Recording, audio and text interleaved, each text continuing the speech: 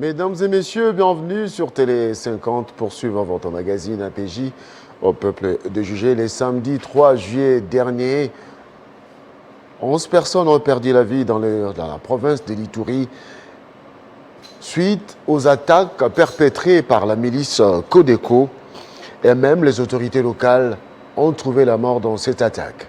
Et pour en parler de la situation de sécurité qui règne dans la province de l'Ituri, mais aussi ces inondations, la situation de précarité causée par les inondations, la situation humanitaire est vraiment catastrophique.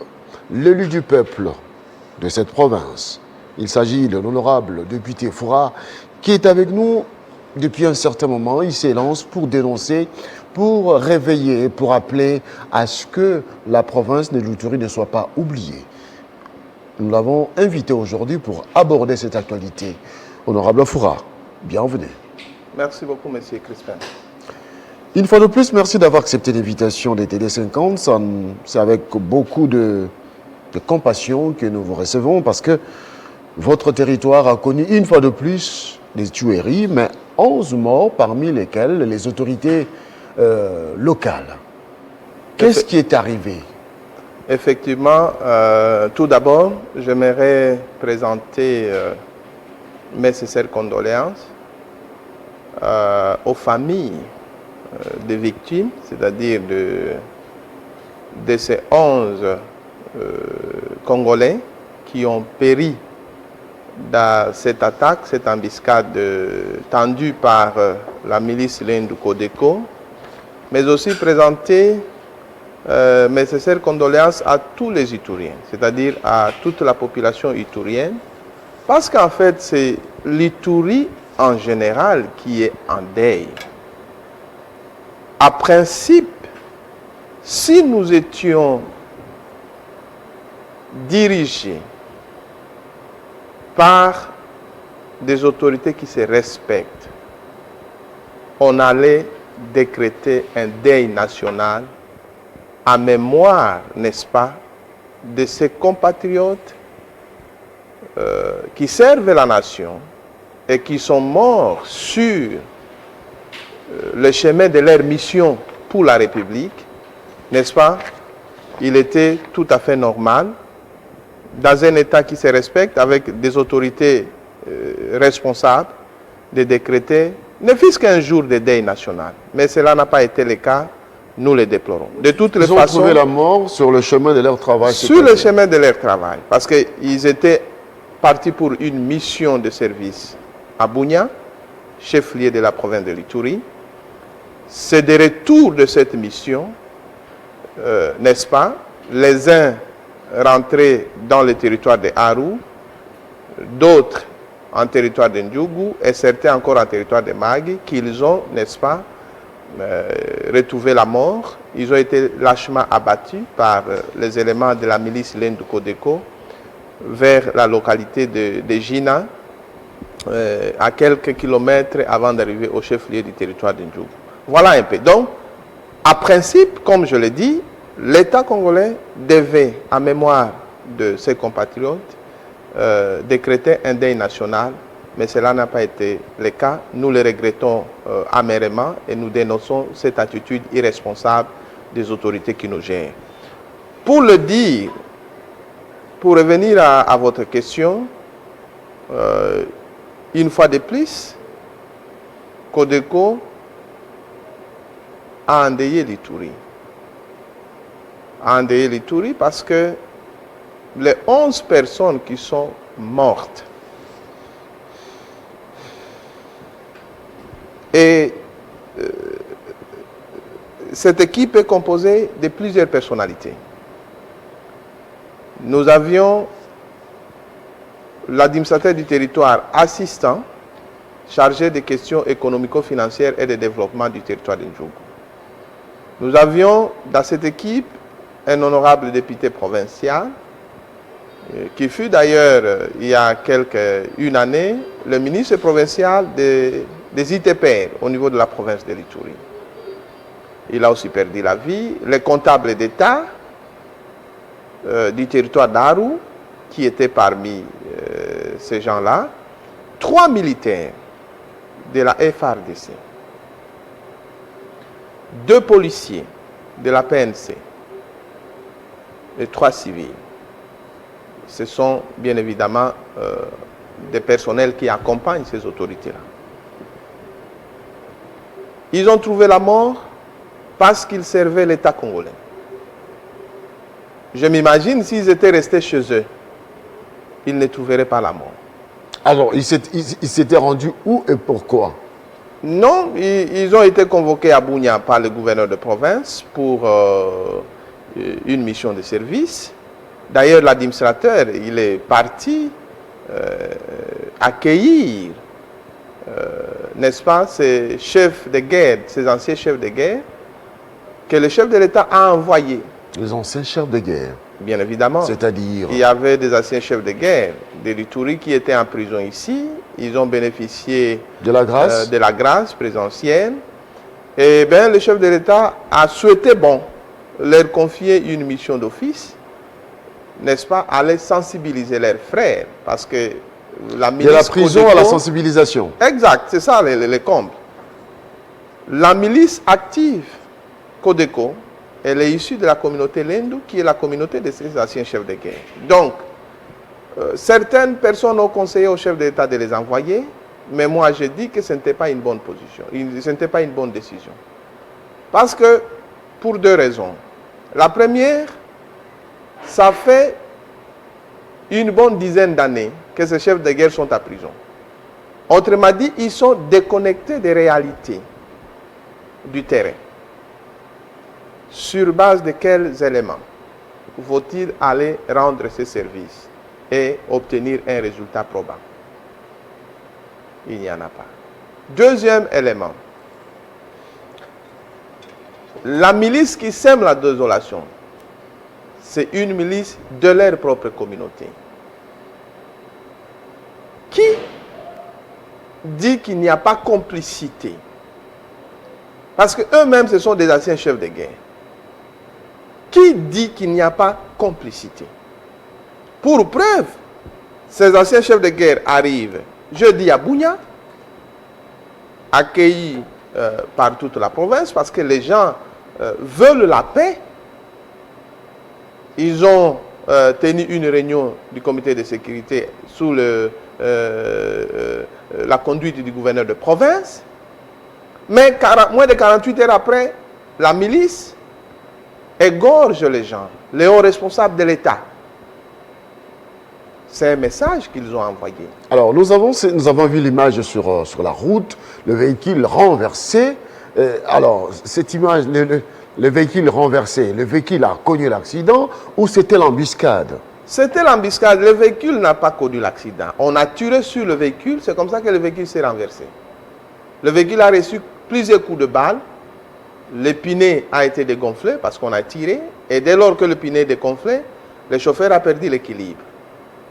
Alors, le moment où le véhicule s'est renversé, ils ont profité pour tirer sur tout le monde qui était dans le véhicule. Personne n'est sorti sauvé. Alors, personne. Il y avait trois véhicules. Personne n'est sorti sauvé. Mais nous avons ça combien de kilomètres de camp de la MONUSCO? Parce que aussitôt, les images montrent qu'il y avait la présence de la MONUSCO après l'attaque. La MONUSCO est un peu plus loin de là. Je ne sais pas, une bonne vingtaine de kilomètres. Bien évidemment, elle fait les patrouilles. Mais nous disons, la MONUSCO, je le dis haut et fort, que la MONUSCO est pour une promenade de santé ici. La résolution, la dernière résolution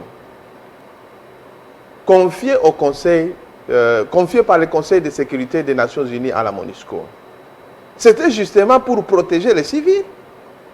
Mais c'est tous les jours qu'on tue les civils sous le barbe des forces de la MONUSCO.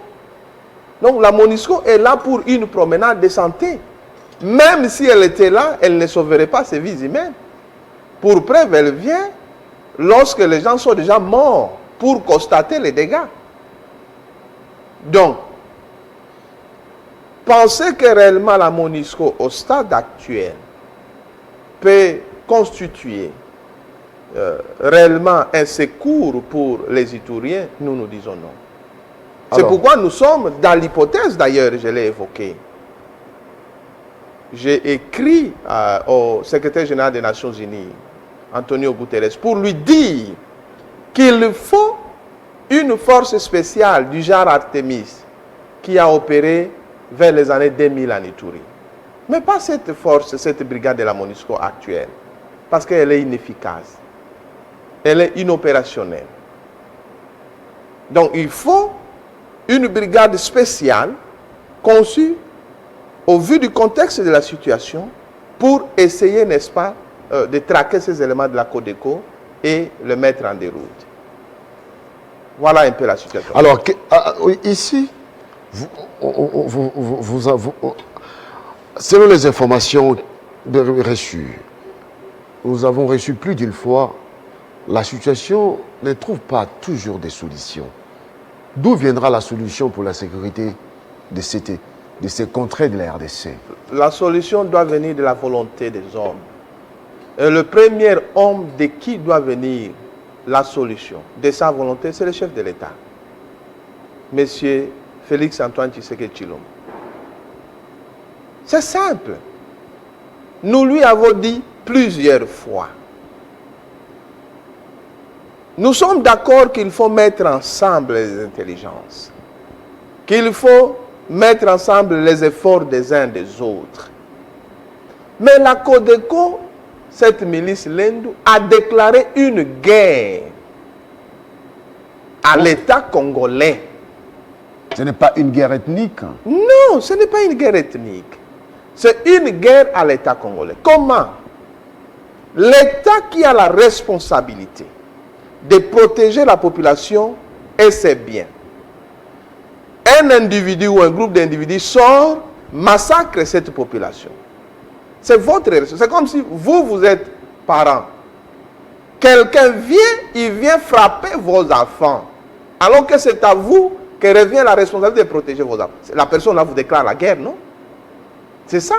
La personne vous déclare la guerre. Mais pour réellement rendre ça visible, cette milice va jusqu'à tuer les éléments des FARDC, tuer les éléments de la police nationale congolaise, qui constituent l'instrument de puissance publique, qui constitue l'instrument de pouvoir de l'État. Donc à ce jour, il faut qu'on puisse diligenter une force militaire avec des moyens adéquats pour combattre Codeco. Cher Crispin, c'est l'unique solution. Et nous l'avons dit au chef de l'État.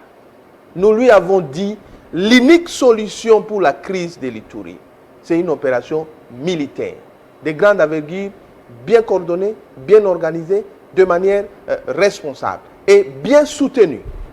Parce que ce que nous voyons, l'argent qu'on envoie pour aider les militaires, ça n'arrive pas sur la ligne des fronts et ça démotive. Alors il faut réorganiser la chaîne de commandement des opérations. Il faut organiser la chaîne de ravitaillement, que ce soit en termes de munitions, des équipements, des armements, mais aussi en termes de rations alimentaires sur le front. Mais ça ne date pas d'aujourd'hui, cette situation récurrente d'insécurité. On se rappelle à l'époque où l'ancien Premier ministre avait même découvert sur la place publique les rations des militaires. Exact. Mais, comment on doit se comporter de telle manière? Non, c'est pourquoi nous disons, vous savez, lorsqu'on a la gestion de l'État, on doit prendre ses responsabilités en main. C'est pourquoi nous disons, aujourd'hui, je vais le dire haut et fort, le président Félix est en train de faillir à sa responsabilité par rapport à la sécurisation des Congolais et surtout des Ituriens. Nous, Ituriens, nous lui disons qu'il a failli. On n'a jamais connu autant de morts lors de son prédécesseur. Il a failli. Lorsque nous lui disons qu'il doit réorganiser la 32e région militaire de l'Ituri. Il doit organiser le secteur opérationnel en Ituri. Il doit organiser cette fameuse opération qu'on a appelée Zoruba Ituri. Pour que réellement ça produise des effets escomptés. Il faut que ces opérations produisent des effets. Parce que ce sont des gens qui meurent. Je comprends parce que pour les uns, ce ne sont pas leurs frères. ils ne les ressentent pas dans leur propre chair. Mais si c'était dans leurs frères du sang, je ne pense pas que les gens resteraient insouciants jusqu'à ce point. Nous sommes tous Congolais. Nous sommes Congolais, mais il y a des gens qui n'ont pas transcendé cette dimension tribalo-ethnique. Nous le vivons à Kinshasa. Nous le vivons. Donc, c'est pour dire, certaines autorités attendent que de pareils événements touchent à leurs enfants biologiques, pour qu'ils se réveillent. Mais si ça touche encore aux enfants d'autres Congolais voisins, ça ne leur fait pas mouche.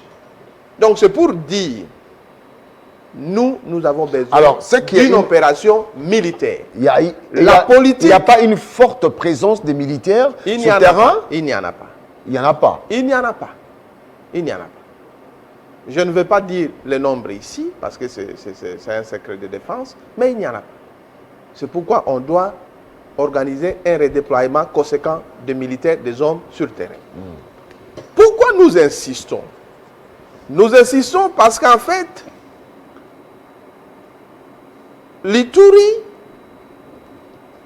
devient aujourd'hui une province très stratégique sur le plan de la géopolitique régionale. L'Ituri partage la frontière avec le Soudan du Sud.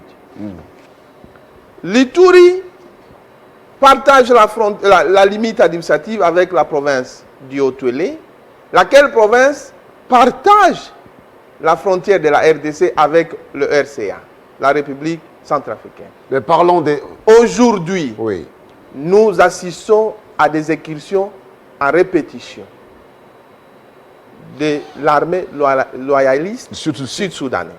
Cela signifie quoi? Il suffit que cette situation demeure, cette instabilité, cette insécurité demeure.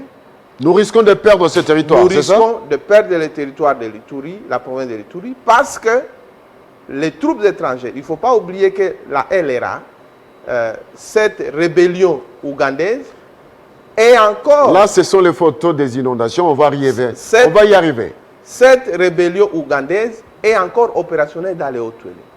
Donc, si l'État congolais ne fait pas attention et ne met pas tout en œuvre pour mater cette milice Codeco et d'autres petits groupes armés qui pilulent, pourquoi ils pilulent? Ils pilulent parce qu'ils voient l'État congolais dorloter. C'est un peu complexe. C'est un peu complexe. Non, ce n'est pas complexe. La problématique de l'Ituri, la présence des LRA, la présence des Mororo, les incursions à répétition de l'armée sud-soudanaise. Et finalement, vous êtes un territoire, apparemment un territoire à oublier. Nous sommes, l'Ituri, c'est une province oubliée, négligée par les autorités de Kinshasa. Et nous sommes en train de nous dire, nous sommes en réflexion pour analyser qu'est-ce que nous devons faire. Parce que lorsque ceux-là qui sont censés vous protéger ne les font pas, vous devez réfléchir. Je me pose la question... Parce que nous ne voulons pas disparaître. Nous, comme Ituriens, nous ne voulons pas disparaître. Au regard de ces tableaux, je me mets à votre place, je me dis, comment avez-vous battu campagne dans cette configuration d'insécurité? Mais c'était très complexe. Non, à l'époque, il y avait quand même la calmie. Aujourd'hui, la situation s'est empirée. Lors des élections de décembre 2018, on pouvait se déplacer. La route, là, la RN27, aujourd'hui, qui est pratiquement non fréquentable, était devenue une sorte de couloir de la mort. Exact.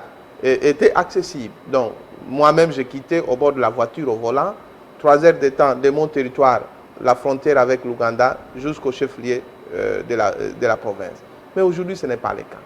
Alors, nous, ce que nous disons... Aujourd'hui, qu'est-ce qui se passe? C'est des coupeurs de route? Non, pas des coupeurs de route, ce sont des groupes armés. La milice Codeco, l'Endou, qui contrôle pratiquement l'ensemble du territoire de Ndjougou. Le territoire de Ndjougou n'est plus sous contrôle de l'État congolais. Les gens sont distraits à Kinshasa, mais nous le disons. Il faut qu'ils appellent les services de renseignement pour leur poser la question. Est-ce que le territoire de Ndjougou est sous notre contrôle? On va dire tout de suite non. Bien sûr, il y a la présence de quelques éléments de nos forces armées et de la police. Mais le territoire n'est pas sous contrôle de l'État congolais. Parce que si le territoire était sous contrôle de l'État congolais, ce qui arrive n'arriverait pas. Ça, c'est de un. De deux, nous avons dit que le territoire de Ndjougou ne peut pas être administré par un civil, au vu de la complexité de la situation sécuritaire. Il faudra que l'État nomme, le chef de l'État décrète d'abord un état de siège au niveau du territoire de Ndjougou et qu'il nomme à la tête, parce que la Constitution lui autorise, un administrateur militaire. Militaire parce qu'il va utiliser des méthodes militaires pour traquer, c'est hors la loi, et remettre la paix, remettre la calmie. Bien sûr, il va collaborer avec certains chefs coutumiers qui vont lui faciliter la tâche, mais il faut un militaire à la tête du territoire de Ndjougou. Mais personne ne veut l'écouter. Parce que les gens sont intéressés par des accessoires. On ne peut pas construire un État qui est dans une instabilité. On ne peut pas avoir l'état de droit dans un pays où il n'y a pas la paix, il n'y a pas la sécurité. Alors, aujourd'hui, tout le monde brandit la chanson, l'état de droit. Alors, l'état de droit alors que les gens sont en train de mourir. La priorité des priorités aujourd'hui, nous le disons toujours, c'est le rétablissement de la paix et de la sécurité. Parce que même développement, il n'y aura pas de développement aussi longtemps la paix n'est pas revenue. Alors, au regard de ces tableaux que vous présentez, c'est-à-dire que la situation humanitaire est aussi catastrophique. Non, mais lorsqu'il y a la guerre, la première conséquence, on assiste au déplacement massif de la population. C'est-à-dire les gens quittent leurs endroits habituels de vie pour aller se réfugier quelque part. Et c'est là, n'est-ce pas, à toutes les conséquences qui suivent. La faim, la famine, les maladies, les cas de décès, ainsi de suite. La déperdition des enfants qui ne peuvent plus aller à l'école, ainsi de suite. C'est ce qui se vit en Ituri aujourd'hui. L'Ituri est devenu un enfer pour les Ituri, un enfer. Nous avons plus de millions, plus d'1 million de Congolais, des Ituriens, qui vivent dans la Belle Étoile. Sans abri. Ils sont dans la rue. Est-ce qu'on peut dire dans cette condition qu'on a un chef de l'État? Est-ce qu'on peut dire pour nous Ituriens dans cette situation qu'on a un gouvernement? La réponse est non, tout de suite. Parce que plus d'1 million, ils sont dans la rue. Je n'ai jamais vu le gouvernement ou le chef d'État envoyer le ministre des actions humanitaires ou de la solidarité nationale pour aller compatir avec ces gens. Jamais.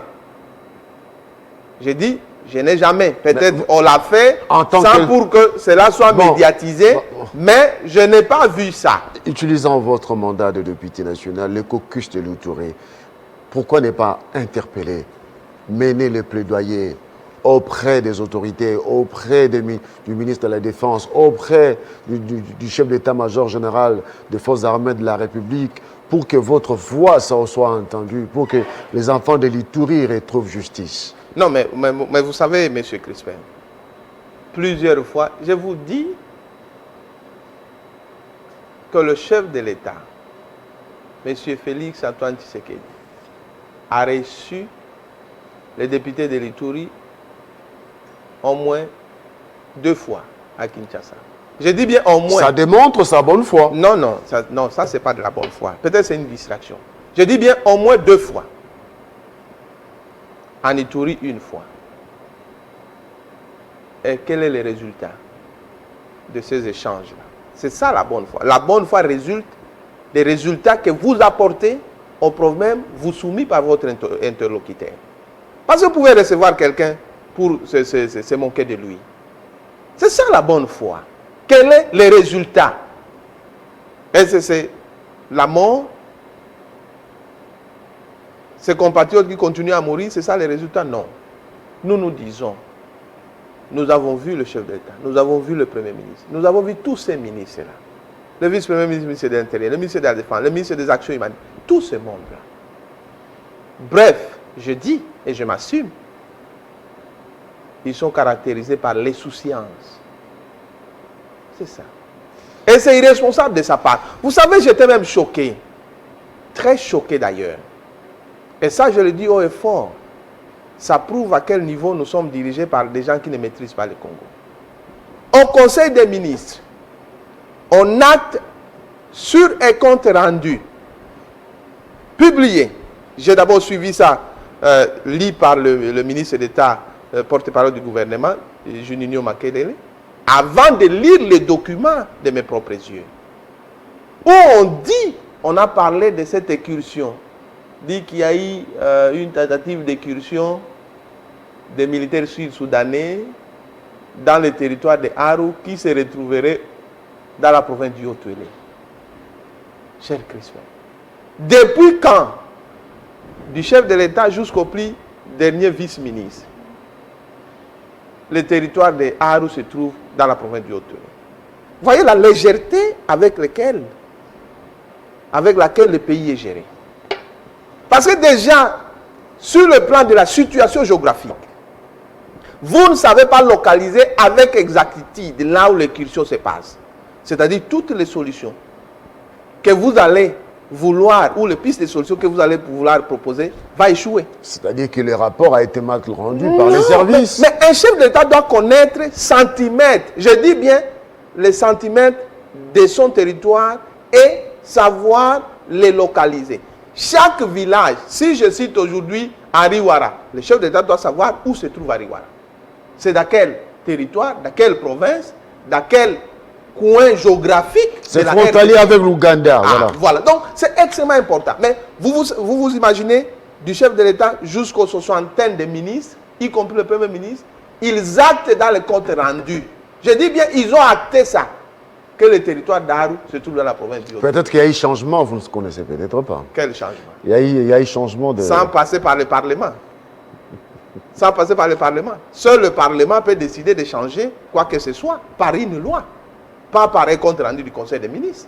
Donc c'est irresponsable de leur part. C'est pourquoi nous nous disons, mais finalement, tout cela témoigne des soucis. Vous savez, les gens sont intéressés par autre chose. Finalement, votre territoire, faut prier aussi. Hein. Est-ce que vous priez pour votre territoire? Non, parce qu'il y a eu même des inondations qui ont causé beaucoup de morts. Et vous savez, je vais venir à la réalité. Oui. Ceux qui nous dirigent ne savent pas que, en faisant cela, ils sont en train de matérialiser petit à petit cette fameuse théorie de la balkanisation. D'ailleurs, je vais vous dire, vous savez que ce pays est déjà balkanisé. Comment? Économiquement, le pays est déjà balkanisé. Ça, je vous dis. Les gens attendent une balkanisation physique où on va morceler la terre. Non. Les impérialistes, et ils réfléchissent autrement. Ils ont distrait les Congolais. Sachant que les Congolais sont unis, ils tiennent à leur terre parce que c'est lié à leur sang. Mais le pays est déjà balkanisé économiquement. Toutes les richesses du nord-sud Kivu servent les Rwandais, vont ailleurs. Vont ailleurs. Ça, ce n'est pas une balkanisation. Combien l'État congolais, regardez le budget de l'État congolais. Mais si on vous dit, que ce soit toutes les organisations internationales, s'ils font la traçabilité des ressources minérales qui sortent de la RDC pour alimenter les autres pays voisins, ce sont des milliards. L'or, vous savez, on a fait une enquête sur l'ensemble des enquêtés. Moi-même, j'ai conduit cette enquête-là. Plus de 70% disent n'avoir jamais vu l'or en Ituri où l'or est produit. C'est-à-dire, il y a un réseau bien organisé qu'on a construit qui exploite l'or et l'évacue sans que l'État congolais, le gouvernement congolais, s'en rende compte et en bénéficie. Et sans que cela soit utile pour la population congolaise. Ça s'appelle quoi ça de la balkanisation? Aujourd'hui, le franc congolais qui est la monnaie nationale, qui constitue, parce que la monnaie, c'est parmi les attributs de la souveraineté d'une nation. Vous vous rendez compte que tous les territoires frontaliers ne consomment pas le franc congolais. Ce n'est pas la balkanisation. Parce que lorsque le territoire, par exemple chez moi, Mahagi, ça doit consommer les shillings ougandais, préférable aux francs congolais. Les territoires d'Aru, tous ces territoires frontaliers. Ça s'appelle quoi? Les gens sont dans la distraction. Le pays est balkanisé déjà économiquement. Alors, il faut qu'on se réveille. Pour se réveiller, il faut une attention particulière vers ces provinces qui sont en souffrance. Pour encore conserver l'intégrité physique et maintenant combattre, tout faire pour revenir sur cette balkanisation économique qui est déjà opérationnelle. Toute la richesse qu'on a, aujourd'hui le pétrole qui se trouve sur le lac Albert. Vous savez que l'Ouganda a déjà commencé à exploiter. La nappe pétrolière est inclinée. Bien sûr, la grande partie de la réserve est vers la RDC. Mais elle est inclinée. Et l'Ouganda qui a déjà conçu le pipeline va tirer tout ça. Vous êtes dans la distraction ici, état des droits, oh, Malonda, on ne veut pas ceci. Mais les gens travaillent leurs intelligences. On sème la confusion entre les Congolais. On sème la dispute entre les Congolais. Mais le plan de la balkanisation continue. Peut-être la balkanisation physique, là, ou j'aimerais dire des territoires, viendra après 20-30 ans. Mais ça va trouver que déjà...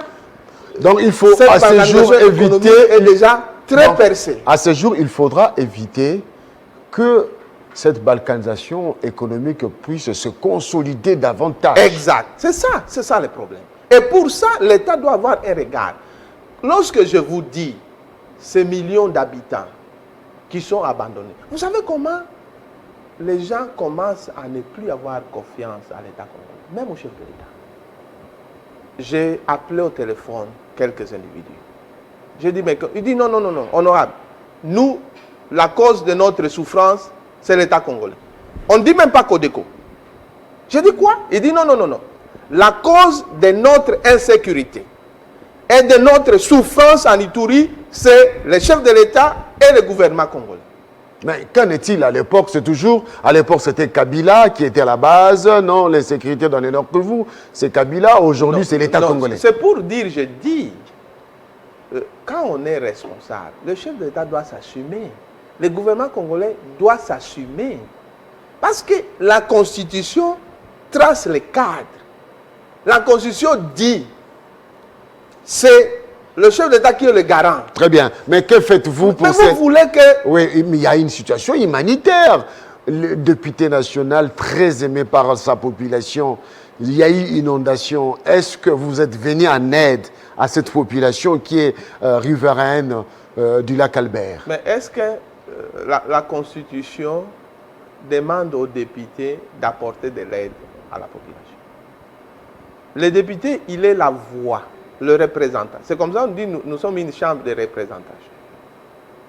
Nous avons porté ces messages haut et fort, qu'il y a un problème d'inondation au bord du lac. Je vous ai dit, c'est ça l'injustice que nous décrions. Il y a eu inondation au sud Kivu. Tout de suite, on a affrété un avion. On n'a même pas considéré l'état d'urgence, on a envoyé les gens là-bas.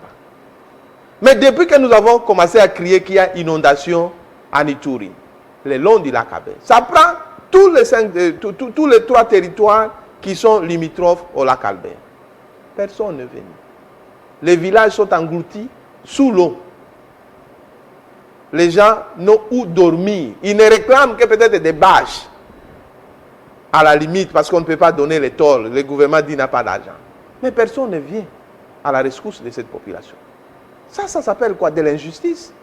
Comment voulez-vous Avez-vous contacté le ministre des Affaires sociales et humanitaires? Si, on l'a vu, on lui a parlé. Quelle était sa réponse? On a parlé au Premier ministre. Quelle était sa réponse? On s'organise, on va voir. Alors, on s'organise, Mais on va s'organiser jusqu'où et jusqu'à quand? C'est ça la question. Mais pourquoi pour les autres, vous ne vous êtes pas organisés? Il y a eu une inondation, moins de 48 heures après, vous êtes partis. Donc, l'organisation là, vous organisez pendant 1 mois, 2 mois, toute une année, 5 ans. Un peu de patience. C'est pour... Non, mais un peu de patience. Cher Crispin, je dis bien, nous sommes dans le même pays, avec les mêmes réalités. Il y a eu une inondation au Sud Kivu. Pourquoi ils ne se sont pas organisés pendant 1, 2, 3 mois pour y aller? C'était juste, paf. Le lendemain, on a dit non, il n'y avait même pas conseil de ministre, on a appelé seulement, donné l'ordre, une réunion de crise, on a envoyé les gens, on a affrété la vie. Il y a eu une inondation dans les Tanganyika, dans le Haut-Lomami. Mais on a envoyé les gens. C'est tous les jours que les ministres défilent dans le Grand Katanga, au Nord Kivu, au Sud Kivu. Le ministre de la Santé a été hier ici, au Nord-Sud Kivu. Mais pourquoi il ne va pas en Ituri? Parce que ces gens ont besoin de médicaments. Pourquoi il ne va pas en Ituri? Ces gens, ils ont besoin de médicaments. Les enfants meurent de kwashiorkor. Il y a des mal nourris. Parce qu'ils sont déplacés. Ils vivent hors leur lieu habituel d'habitation. Ils n'ont plus de champs, ils n'ont plus quoi. Les enfants sont dans la rue. Pourquoi le ministre ne va pas là-bas? Il s'arrête au Nord Kivu, au Sud Kivu, il revient ici.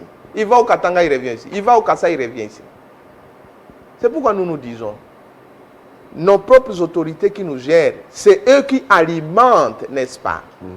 C'est eux qui alimentent cette germe de la balkanisation. Alors, parce qu'ils ne redistribuent pas de manière équitable